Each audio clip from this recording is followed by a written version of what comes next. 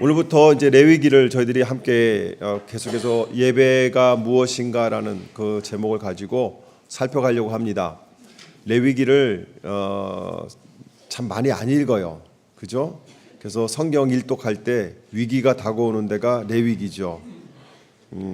근데 그 이유를 가만 보게 되면 레위기에서 사용되어지는 여러 가지 규례, 정결법, 그다음 제사, 절기 이런 것들이 현대 생활과 많이 맞지 않아서 우리가 어색하게 들리기 때문에 레위기를 어려운 책, 힘든 책이라고 생각합니다. 그런데요, 한번 솔직하게 생각해 보세요. 여러분들 중에 레위기를 읽다가 힘들어서 어렵다고 결론 내신 분이 몇 분이나 계실까요? 대부분은요, 읽어보지도 않고 다른 사람들이 어렵다, 힘들다, 레위기에서 멈춘다 이렇게 해버리니까 그냥 어려운 책하고 우리는 덮어버리는 경우가 너무 많다는 겁니다. 여러분, 레위기는 어려운 책이 아니에요. 자, 옆에 분에게 레위기는 쉬운 책입니다. 시작. 저는 66권 중에, 성경 66권 중에 한 권만 고르라고 하면 저는 레위기를 고를 겁니다. 왜냐하면 66권 전체에 흐르고 있는 하나님이 우리를 향한 뜻은 예배이기 때문에 그렇습니다. 그 예배를 드리는 방법, 예배가 무엇인지, 예배는 어떻게 드리는 것인지, 그리고 그 예배가 주일날 예배당에 앉아 있는 것뿐만 아니라 나를 사랑하는 것도 예배이고, 내 가족들과 함께 사랑을 나누는 것도 예배이고, 내 믿음의 공동체들과 함께 사랑을 나누는 것도 예배라는 것을 레위기는 분명하게 우리에게 보여주고 있고 알려주고 있다는 것이에요. 공기가 정화돼서 그래요. 놀라지 마시기 바랍니다. 우리의 마음이 정화되기를 축복합니다. 레위기는 그렇게 우리에게 다가오는 책이죠. 그런데 우리가 레위기를 어려운 책으로 공부하고 어려운 책으로 여기다 보니까 어떠한 일들이 일어났냐면 예배가 무너지기 시작했습니다. 저는 이 시대가 예배가 무너지는 시대라고 저는 봅니다. 그렇다면 예배를 회복시킬 수 있는 방법은 우리가 레위기를 제대로 공부하는 거예요. 레위기를 제대로 공부하면 예배가 회복될 수 있습니다. 많은 사람들이 예배가 왜 무너졌습니까? 이렇게 물어보면 저는 이렇게 대답할 수 있어요. 예배를 우리는 너무나 소홀하게 드리고 있습니다. 그렇다면 소홀하게 드리는 적이 없는데요? 이렇게 질문하는 분도 있겠죠. 그런데 제가 얘기하는 소홀하게 드린다는 얘기는 뭐냐면 예배를 우리는 복을 받는 자리로 착각하고 온다는 겁니다. 우리는 예배를 통하여 복을 받는 사람들이 아니라 복을 받은 사람들이 예배의 자리에서 하나님을 감동시키는 겁니다. 시편 1편을 한번 찾아보시기 바랍니다. 시편 1편. 시편 1편. 우리 1절 말씀. 시편 1편 1절 말씀 같이 읽어볼까요? 시작. 복이 있는 사람은 악인의 꾀를 따르지 아니하며 죄인의 길에 서지 아니하며 오만한 자의 자리에 앉지 아니하며 2절 같이 읽습니다. 시작. 오로지 주님의 율법을 즐거워하며 밤낮으로 율법을 묵상하는 사람이다. 우리는 시편 1편을 제대로 읽어야 돼요. 우리가 예배가 잘못 이해가 됐기 때문에 시편 1편 1절 2절을 우리는 이렇게 기억하고 있어요. 그게 뭐냐면 악인의 꾀를 따르지 않고 죄인의 길에 서지 않고 오만한 자의 자리에 앉지 않고 오로지 주님의 율법을 즐거워하며 밤낮으로 율법을 묵상하는 사람은 복을 받습니다. 성경은 그렇게 얘기하지 않습니다. 성경은 복 받은 사람은 악인의 자리를 떠난다고 얘기를 합니다. 복 받은 사람은 율법을, 말씀을 주야로 묵상하고 복 받은 사람은 말씀을 즐거워한다고 얘기하는 거예요. 그러니까 복을 받기 위해서 우리가 하나님을 믿는 것이 아니라 복을 받았기 때문에 우리는 하나님을 믿고 따라가는 겁니다. 저는 레위기를 공부하면서 이런 생각이 들었어요. 우리 그리스도인들이 언어를 잘 사용해야 되겠다. 우리는 하나님 중심의 예배, 하나님 중심의 삶, 하나님의 중심의 가정을 꾸려나가야 되는데 우리는 나 중심의 교회, 나 중심의 신앙생활을 여전히 우리의 말 속에서 사용하고 있다는 겁니다. 잘 들어보세요. 제가 처음 교회를 나간 것이 1980년 5월 셋째 주 주일입니다. 이 말을 우리는 이렇게 사용합니다. 제가 주님을 처음 구세주로 영접한 것이 7월 달입니다. 1980년 7월 달에 주님을 영접했습니다. 우리는 이렇게 이야기를 합니다. 그런데 제가 곰곰이 기도하면서 말씀을 보면서 생각해 보니까 이게 정말 교만한 말이더라고요. 우리는 이렇게 해석을 해야 됩니다. 하나님이 저를 처음으로 예배당으로 불러주신 것이 1980년 5월 셋째 주였습니다. 하나님께서 저를 인격적으로 만나주신 날이 1980년 7월 달 수양회에서 만나주셨습니다. 우리는 작은 것 하나조차도 하나님 중심으로 변해야 되지 나 중심으로 변해서는 안 된다는 것이죠. 내가 엠마오 교회를 처음 나간 것이 2025년도 1월 달이었습니다. 이렇게 얘기하는 것이 아니라 하나님께서 나를 엠마오 교회로 인도해 주신 것이 2025년도 1월 달이었습니다. 별거 아닌 것 같지만 주체가 누구이냐는 것이에요. 내가 주체가 되느냐 아니면 하나님이 주체가 되느냐. 제가 미국에 와서 고생 와서 이만큼 이루었는데 하나님이 많이 도와주셨습니다. 이렇게 고백하는 때도 주체는 누구예요? 내가 됩니다. 그런데 우리가 그것조차도 바꿔야 된다는 것이에요. 하나님이 미국으로 인도하셔서 힘들고 어려운 과정 속에서도 하나님께서는 내가 그 일을 감당할 수 있도록 지켜주셔서 오늘 이렇게 살고 있습니다. 작은 것 하나조차도 내가 아니라 하나님이 주체가 되어야 된다는 것이죠. 레위기는 그것을 우리에게 알려주고 있다는 것입니다. 그것이 우리에게 깨달아지게 되면, 그것이 우리의 고백이 되면 우리는 예배의 태도가 달라질 수밖에 없어요. 우리는 내가 엠마오 교회를 선택했다고 생각합니다. 내가 이 교회에 찾아왔다고 생각합니다. 아니에요. 하나님이 여러분을 이 자리로 불러주셨습니다. 아멘. 예배가 점점 화려해지고요. 예배당이 점점 커지는데 예배가 제대로 드려지지 않고 사람 중심이 되다 보니까 모든 간증이나 이런 것들이 사람 중심이 되다 보니까 어떤 일들이 일어나냐면 교회들이 계속해서 갈라집니다. 교단이 서로 갈라집니다. 교파가 서로 갈라지면서 연합이 안 됩니다. 성도들이 사랑을 이야기하지만 진정한 사랑을 나누지 못합니다. 여러분, 혹시 여러분들 20년 동안 한 교회를 섬기신 분들이 이 중에 계신 분들 계십니까? 그분들에게 한번 물어볼까요? 20년 동안 한 교회를 섬겼다면 그 한 교회를 섬긴 그분의 가정에 어떤 아픔이 있는지 알고 계십니까? 모른다는 겁니다. 겉으로 들려지는 것 외에는 깊은 아픔이 없다는 거예요. 20년을 같은 교회를 섬겼는데도. 자, 20년을 같은 교회를 섬기면서 한 분 목사님을 20년 섬겼다고 한다면 그 목사님이 어떤 아픔이 있고 그 사모님이 어떤 생각을 하고 있고 어떤 걱정이 있고 어떤 염려가 그분들이 갖고 계신지, 그분들은 어떤 기도 제목을 갖고 있는지를 여러분들은 알고 있습니까? 사랑이라며, 우리 가족이라며요. 예배가 이렇게 흐트러졌다는 겁니다. 일부에 때도 말씀을 드렸지만 한국의 장로교회가 교단이 몇 개일까요? 맞추시는 분에게는 제가 선물 드리겠습니다. 장로 교단이 몇 개일까요? 네? 제일 많았을 때가 162개 교단이 있었습니다. 장로 교단에 162개. 크게 나누면 기독교 장로회, 예수교 장로회가 있고요.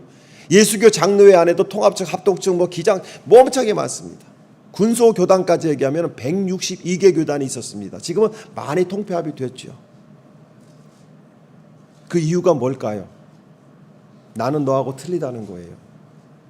네 생각과 내 생각이 다르다는 거예요. 내가 믿는 하나님과 네가 믿는 하나님, 내가 가지고 있는 성경과 네가 가지고 있는 성경이 다르다는 겁니다. 끼리끼리 모인다는 것이죠. 이것은 장로교단뿐만 아니라 침례교단도 마찬가지고 다 마찬가지입니다. 모든 교회는 하나님의 교회인데 왜 그렇게 되었을까요? 그것은요, 하나님 중심으로 모이는 예배가 아니라 나 중심으로 모이는 예배로 예배가 변질되었기 때문에 그렇습니다. 레위기가 어떻게 보면 필독서가 되어야 되고요, 교회를 처음 다니는 사람들이 신약을 공부할 것이 아니라 레위기를 공부해서 하나님께서 나에게 무엇을 원하시는지. 여러분, 예배라는 것이 얼마나 중요하냐면 성경의 모든 사건은 예배로 통합니다. 첫 살인 사건이 왜 일어났을까요? 예배로 인해서. 예배에 성공한 사람과 예배에 실패한 사람, 예배에 실패한 사람이 자기의 분노를 못 이겨서 동생을 죽이는 첫 살인이 이뤄집니다. 야곱의 이야기는 우리가 야곱의 이야기도 처음부터 가만 보게 되면 결국 예배의 이야기입니다. 베델에서 에서를 도망쳐서 라반의 집으로 가는 과정 속에 베델이라는 곳에서 돌단을 쌓으며 야곱의 예배는 시작이 됩니다. 그리고 그가 야복강에서 다시 한 번 더 하나님 앞에 매달려 예배하는 예배의 이야기가 나옵니다. 그리고 세겜에 가서 예배드리는 예배의 얘기가 나오고요. 그리고 마지막으로 완성되는 것이 베델로 제자리로 돌아와서 이곳은 하나님의 집이 아니라 하나님만을 위한 집이라고 고백하는 엘 베델을 선포하면서 예배 이야기로 모든 것이 이어진다는 것이죠. 사사기 사건도 마찬가지입니다. 사사기도 잘못된 예배를 통하여 하나님을 떠난 이스라엘 백성들을 하나님이 어떻게 돌이키시는가 이야기가 사사기 이야기입니다. 또한 바벨론 포로 70년은 하나님 앞에 예배하지 않는 이스라엘 백성들을 징계하기 위한 하나님의 채찍이었습니다. 에스라 느헤미야 이야기는 성벽과 성전을 짓는 얘기는 예배 회복 운동이었습니다. 호세아 말라기 이야기에서도 결국은요, 하나님의 사랑과 그 사랑에 대한 사람들의 예배, 이것이 회복이 되어야 된다는 것을 계속 말씀하고 있다는 것이죠. 복을 어떻게 받는가라는 관점에서 우리는 성경을 보아왔습니다. 하지만 성경은 그것을 말씀하고 있지 않더라고요. 성경은요, 복받은 너희가, 나에게 택함을 받고 나의 자녀가 된 너희가 어떻게 예배를 드려야 되는가, 그리고 예배가 우리 인생 속에서 얼마나 중요한 것인가, 그 예배를 통하여 너희들이 받는 복이 얼마나 더 많은지를, 그 예배가 나를 사랑하는 방법이라고 성경은 계속해서 말씀하고 있는데, 우리는 가장 중요한 예배를 가장 중요하지 않게 생각하고 있었고, 가장 중요한 레위기를 어찌 보면 잘 읽지 않고 넘어가는 그런 책으로 우리가 여기지 않았습니까? 저는요, 한창수 목사님이 이런 말씀하셨어요. 신약에서 사랑장은 고린도서 13장이라고 한다면 구약에서의 사랑장은 레위기다 하는 말씀을 하셨을 때 저도 공감하게 됐습니다. 레위기의 내용을 가만히 읽어보니까 하나님이 우리를 너무도 사랑하시고 우리가 하나님을 사랑하는 방법을 알려주시는데, 그 사랑하는 방법을 세세하게 알려주실 때 먼저 나 스스로를 사랑하는 방법을 가르쳐 주세요. 여러분 스스로를 사랑하십니까? 여러분, 하나님이 여러분을 사랑하신다면 제일 먼저 여러분은 여러분 스스로를 자랑스럽게 생각하셔야 됩니다. 왜? 하나님이 나를 사랑하시니까요. 두 번째로 나의 가족들을 어떻게 사랑해야 되는가를 말씀하고 있고요. 또한 이웃을 어떻게 서로 사랑하느냐를 가르쳐 주면서 공동체가 하나님을 잘 섬기는 방법, 하나님을 잘 사랑하는 방법을 가르쳐 주는 것이 레위기라는 겁니다. 하나님을 사랑하는 방법은 곧 무엇이냐? 예배를 드리는 방법을 가르쳐 주고 있죠. 예배는요, 사랑하는 사람을 향해서, 사랑하는 하나님을 향해서 나의 고백이 예배입니다. 하나님을 사랑하기 때문에 하나님이 원하시는 그 자리에 나와서 하나님을 만나고 하나님을 바라보면서 방글방글 웃는 것, 이것이 예배이고요. 또한 하나님께서 만들어주신 가정에서 남편과 아내가, 부모와 자녀가 서로 환하게 웃으면서 서로를 바라보는 그 시선이 하나님 앞에 예배이고요. 여러분들이 세상에 나가서 열심히 일을 할 때 그 일하는 일터에서 기쁨과 감사로 하나님이 맡겨주신 일터이기 때문에 내가 최선을 다하겠습니다 하는 마음을 가질 때 그것이 삶의 예배가 되고요. 교회 안에서 가족이 된 저와 여러분들이 함께 환하게 웃으면서 서로의 흉어물을 덮어주는 거예요. 서로가 부끄러움이 없는 거예요. 인정해 주는 겁니다. 그렇게 다가가는 겁니다. 네 편, 내 편이 어디 있습니까? 다 우리 편이죠. 자, 옆에 분 보세요. 적이 아니라 내 편입니다. 그러므로 우리가 함께 사랑을 나누는 것도 이것 또한 예배라는 겁니다. 예배는 정성을 다하게 돼 있어요. 그러므로 성경을 쭉 압축시키면 10계명으로 압축이 되고요. 그 10계명을 다시 압축을 시키면 하나님을 사랑하고 이웃을 사랑하는 것으로 압축이 됩니다. 그리고 그 하나님 사랑과 이웃 사랑을 또 압축을 막 시키면 결국 똥 하고 떨어지는 것이 예배라는 거예요. 창세기에서 예배가 시작되고 요한계시록에서 천상에서 예배로 성경은 마무리가 된다는 겁니다. 사랑하는 성도 여러분, 그러므로 우리가 레위기를 볼 때에 사랑이라는 렌즈를 끼고 레위기를 보게 되면 전혀 다르게 다가온다는 겁니다. 하나님은 오늘 본문에 보게 되면 회막으로 찾아오신 것으로 레위기가 시작이 됩니다. 우리의 죄로, 나의 죄로 죽은 인생을 위해서 자신의 죽음을 걸고 찾아오신 예수님의 모형이 바로 레위기라는 것이죠. 레위기는 순서상으로 보게 되면 모세오경의 가운데에 끼어 있습니다. 어떻게 보면 구약 전체를 해석하는 키가 레위기에 있고요. 또한 신약과 구약이 별개의 책이 아니라 하나의 책으로 레위기를 통해서 신약도 해석이 되어진다는 겁니다. 레위기를 이렇게 살펴보게 되면 1장부터 16장은 하나님께서 마련하신 구원과 구원의 은혜에 대해서 얘기를 하는데요. 1장부터 7장까지는 5개의 제사법, 번제, 그 다음에 화목제, 속건제, 속죄제, 또 뭐가 있죠? 집에 가서 찾아보시기 바랍니다.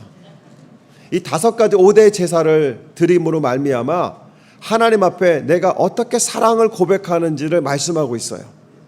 그리고 8장에서 10장까지는 그 제사를 위해서 제사장들을 세웠습니다. 장로교에서의 목사는 제사장급으로 생각을 합니다. 제사장의 사역을 이어받은 사람이라고 믿고 있고요, 보고 있고요. 침례교에서는 그냥 신약에 나와 있는 여러 직분 중에 목사라는 직분을 이어받았다고 이야기를 합니다. 그런데 제가 장로교다, 침례교다, 감리교다 이걸 떠나서 목사들이 제사장들이 하나님 앞에 설 때에 그 예복과 예식과 그 마음으로 섰다고 한다면 현대 교회는 이렇게 되지 않았을 겁니다. 저는 그래서 제사장의 어떠한 것을 이어받는 목사라기보다는 제사장들이 하나님 앞에 섰을 때의 마음가짐을 이어받는 목사로 서야 된다고 저는 생각합니다. 그리고 11장부터 16장까지는 우리가 어떤 제물이 아니라 우리가 참된 제물로서 하나님 앞에 어떻게 드려져야 되는가 하는 백성들의 생활에 대해서 얘기하고 있고요. 그 다음에 17장부터 27장까지는 하나님의 나라가 되고 백성이 구원받은 사람이 어떻게 살아가야 되는지를 이야기하는데 개인의 거룩함을 이야기하고 있고요. 그 다음에 제사장의 다시 한 번 더 거룩함을 얘기하고 있고요. 그 다음에 공동체의 거룩을 이야기하고 있다는 것이죠. 우리는 엠마오라는 교회 이름 아래에 모여있는 한 명 한 명의 교회들입니다. 우리는 한 사람 한 사람이 거룩하셔야 됩니다. 여러분이 거룩해야 우리 공동체가 거룩한 공동체로 세워진다는 것이죠. 결국은 하나님을 사랑하는 방법, 그 사랑을 하기 위해서 내가 어떻게 준비되어지고 어떤 마음으로 서야 되고 가족들과 이웃들과 공동체가 어떻게 서로 사랑으로 준비를 해야 되느냐, 이것이 레위기에 담겨져 있는 내용이라는 것입니다. 저는 이번 주부터 레위기를 한 장 한 장 살펴가면서 하나님의 은혜를 나누려고 합니다. 이 레위기를 해석해 놓은 랍비들이 해석해 놓은 책이 있습니다. 미드라시 레위기 라바라는 제목을 가지고 있는데요. 거기에는 레위기를 이렇게 표현하고 있어요. 어린이는 정결하고 제사도 정결하기 때문에 정결한 것이 정결한 것을 공부해야 된다 얘기합니다. 이 얘기는 뭐냐면 이스라엘 사람들은 말을 배우기 시작하면 제일 먼저 읽히는 책이 레위기라는 거예요. 저와 여러분들은 끝까지 안 읽는 책이 레위기인데 이스라엘 사람들은 제일 먼저 읽히는 책이 레위기라는 겁니다. 왜 그랬을까요?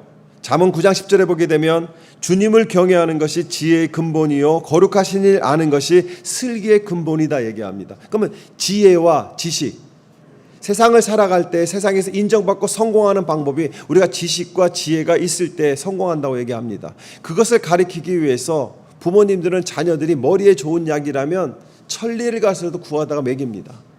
뭐 총명탕부터 시작해서 별의별 걸 다 먹이죠. 근데 총명탕 먹었다고 총명해지는 건 아니더라고요.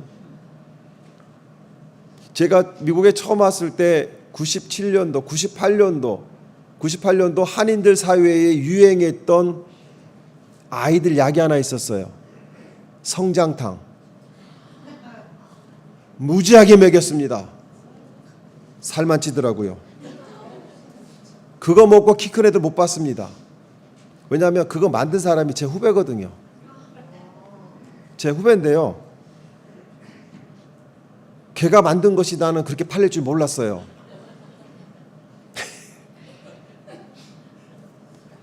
그래서 저한테는 그 친구가 저한테 형님 이거 좀 드셔보세요 해서 너 먹는 거 보고 내가 먹을게 막 그런 적도 있어요. 그렇게 막 부모들의 마음은 그런 마음이 있죠. 그런데요, 성경은 얘기합니다. 자녀들이 지혜를 갖기 원한다면 지혜의 책인 성경을 가리키라는 겁니다. 하나님을 경외하는 방법을 가리키라는 거예요. 그러므로 우리가 하나님 앞에 나아가서 하나님의 은혜를 받고 하나님과 사랑하는 방법은 제대로 예배를 드릴 때에 어떻게 예배를 드리는 것인가가 여러분의 인생이 달라질 수 있다는 겁니다. 여러분의 자녀들이 달라질 수 있다는 겁니다. 참 신기한 것은 뭐냐면 세상은요, 지나온 과거가 오늘을 만든다고 얘기를 합니다. 그런데요, 성경은요, 하나님의 은혜가 오늘을 만든다고 얘기합니다. 그 얘기는 뭐예요? 우리는 어제까지의 삶은 지우개로 지우면 됩니다. 오늘 내가 하나님을 제대로 만나고 오늘 내가 하나님을 제대로 예배드리고 오늘 제대로 하나님과 관계를 맺으면 오늘의 인생은 또 달라진다는 것이죠. 아니 목사님 내 인생이 70, 80을 살았는데 이제 변해봤자 뭘 부귀영화를 바라겠습니까? 예, 본인은 부귀영화가 없을 수 있습니다.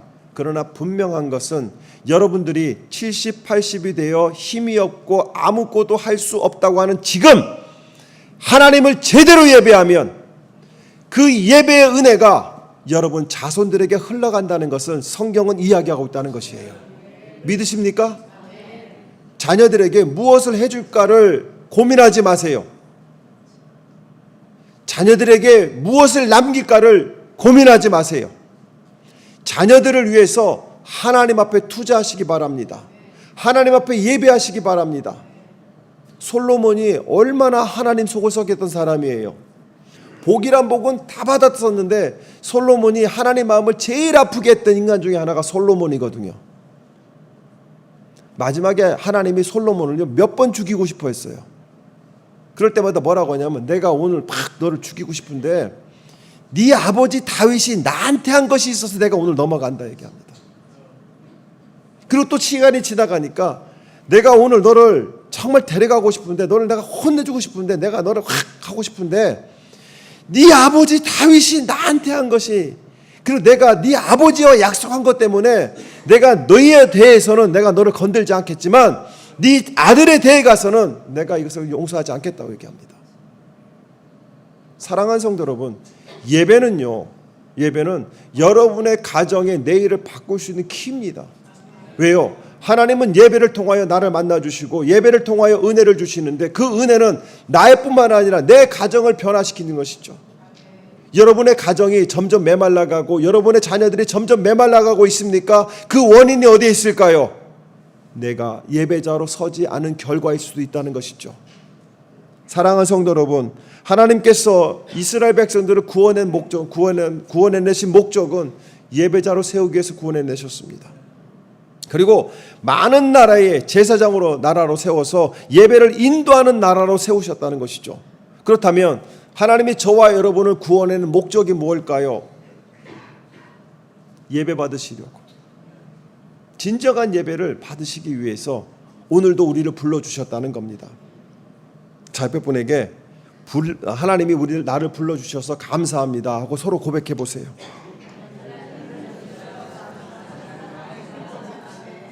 그렇다면 하나님과의 사랑의 시작은 어디에 시작이 되느냐? 레위기 1장 1절입니다. 주님께서 모세를 어디로 부르셨다? 회막으로 부르셨어요. 회막은요, 하나님께서 성막을 만들라 하셨잖아요. 그리고 성막에 내가 거기에 거하기 위해서 너희들이 그걸 만들어라 그랬었어요. 그리고 나서는 그곳에 임재하셨어요. 물론 그 안에는 뭐 금등잔도 있고 뭐 금양로도 있고 화려한 떡상도 있고 뭐 화려한 것들이 많았겠죠. 그런데요, 한번 생각해 보세요. 천국의 그 화려함을 버리고 하나님은 초라하기 그지없는 회막으로 찾아오셨어요. 어느 개인의 집도 아닙니다. 어떤 궁전도 아닙니다. 광야에서 임시로 만들어 놓은 그 회막으로 오셨다는 거예요. 중요한 것이 있습니다. 1장 1절입니다. 주님께서 모세를 어디로 부르시고? 그러면 회막에 누가 먼저 와 있는 거예요? 주님이 먼저 와 있는 거예요.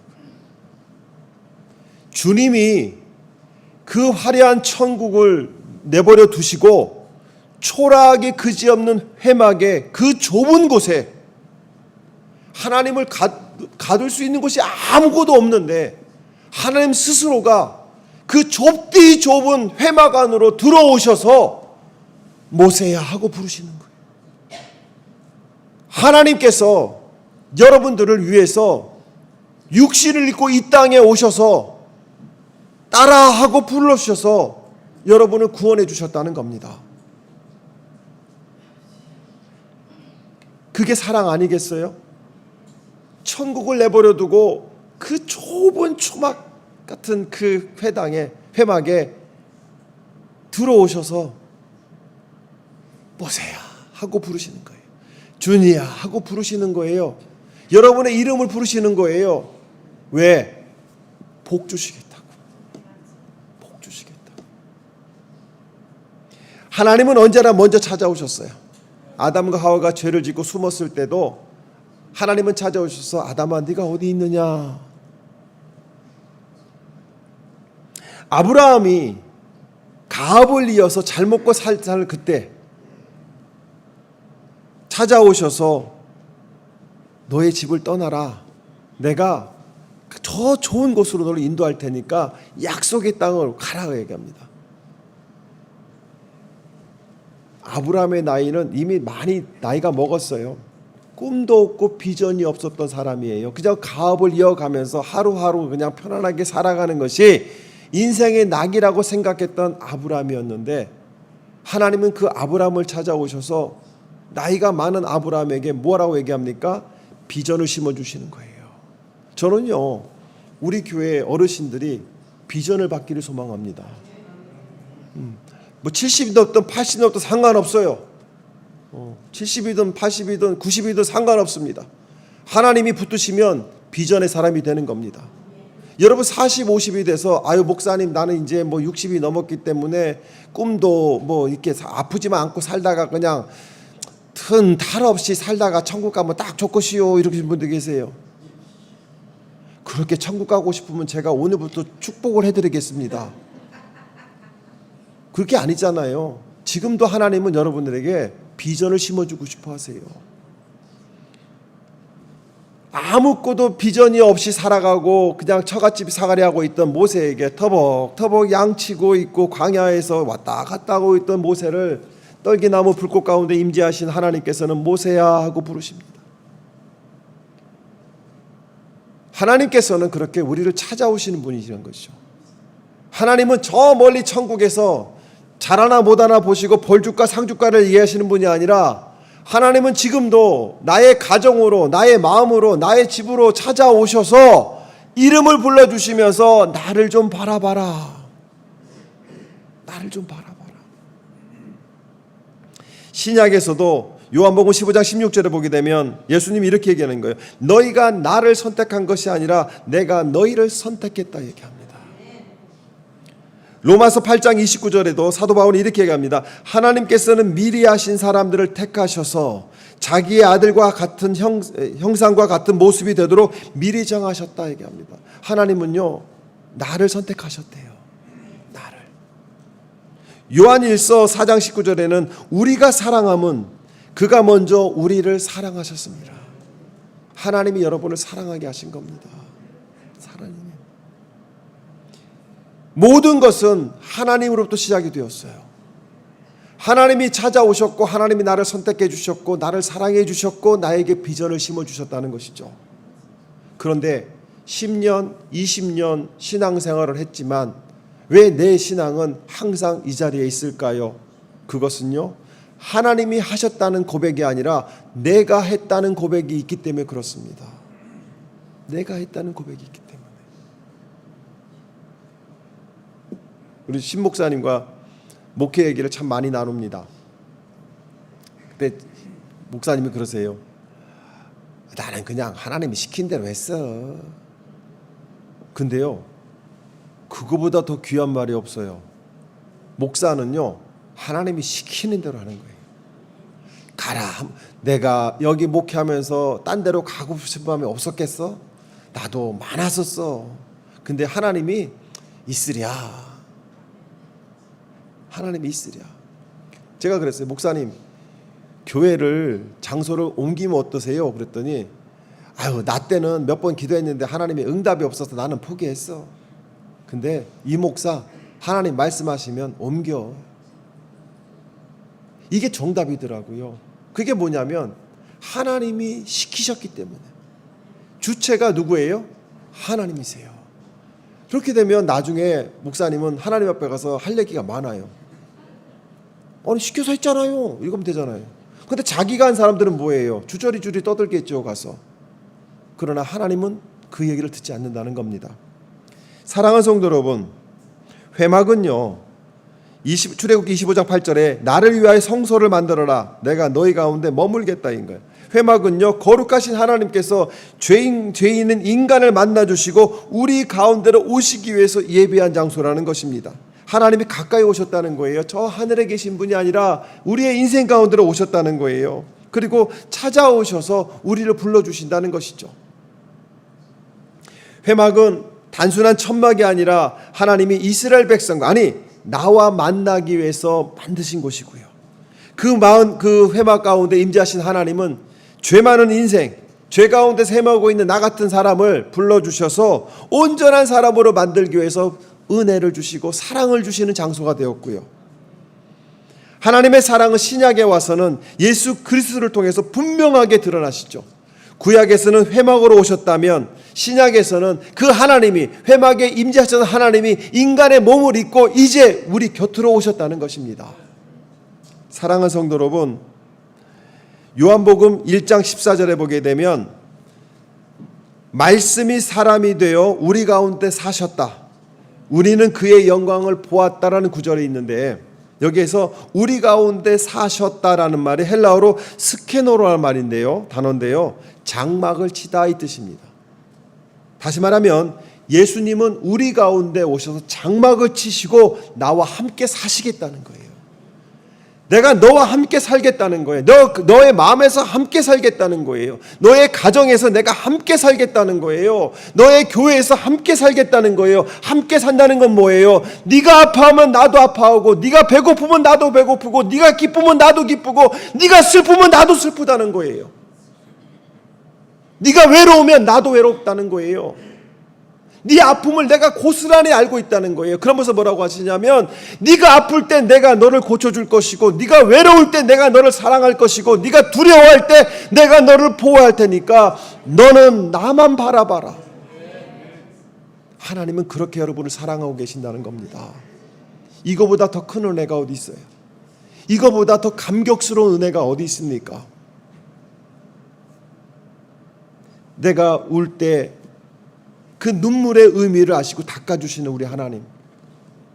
하나님은 어떤 분이시냐면 여러분의 자녀가 어릴 때 막 열이 나서 밤새 칭얼거리면 엄마들이 옆에서 그러죠. 내가 대신 아프면 좋겠는데. 내가 대신 아프면 좋겠는데. 그렇게 밤잠 못 자가면서 수건 찜질해주고 약 먹이고 또 흔들어 보고 물 먹이고 젖 먹이고 우유를 갖다 먹이면서 계속해서 바라보는 예수님은 한 번도 우리 안에 오셔서 나를 바라보시면서 주무신 적이 없으세요.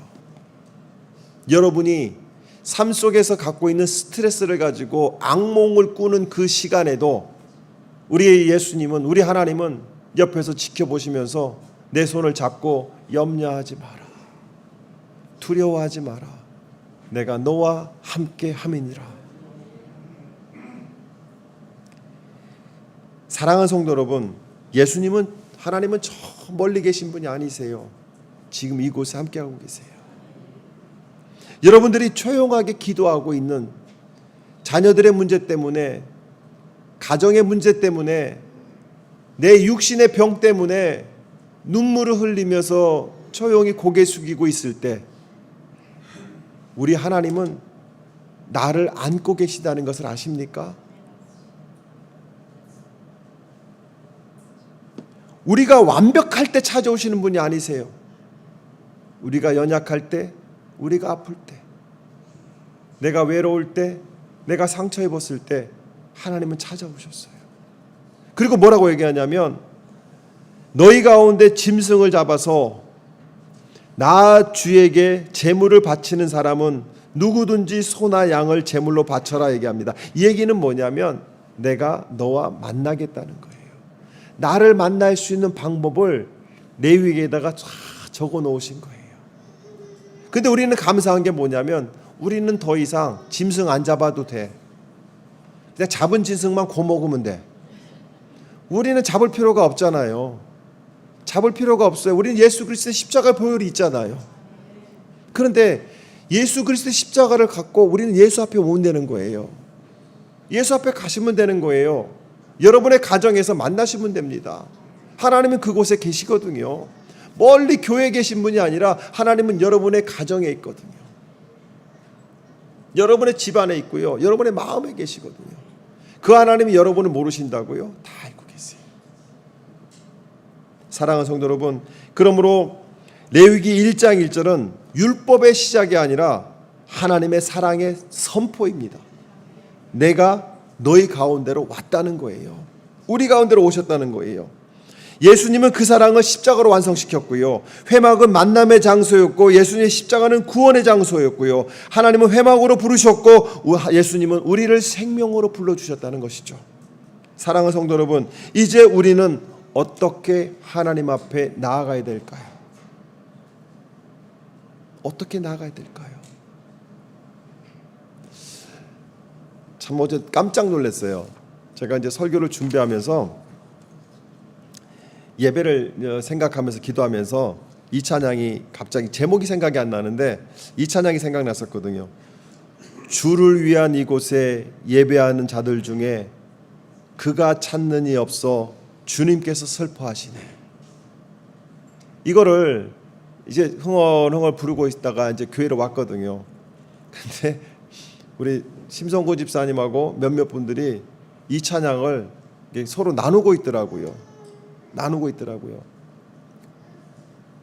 주를 위한 이곳에, 이 교회는 누구를 위한 곳이에요? 주님을 위한 곳이에요. 저와 여러분을 위한 곳이 아닙니다. 주님을 위한 곳입니다. 예배하는 자들 중에, 예배하는 우리 중에 그가 찾는 이 없어, 하나님이 찾는 자가 없어 주님께서 슬퍼하시네. 이 얘기를 다르게 생각해 보면 그거예요. 하나님의 사랑을 깨닫지 못해서 말씀을 잔소리로 알아듣고 쓸데없는 말로 알아듣고 부모가 이거 해라 그거 하지 마라 밥 먹어라 이 닦아라 세수해라 씻어라 약 먹어라 더 먹어라 굶지 마라 하는 이 모든 것들을 우리는 잔소리로 들었거든요. 방 치워라 잔소리로 들었거든요. 그런데요, 나이가 먹고 나서 자녀들을 키울 때 우리는 똑같이 얘기를 합니다. 그때 자녀들이 엄마가 뭘 알아? 아빠가 뭘 알아? 그러면서 잔소리를 알아들으면서 내 건 내가 알아서 할 거야 하고 방문 딱 닫고 나가면 방문 앞에다가 Do not enter 딱 써놓고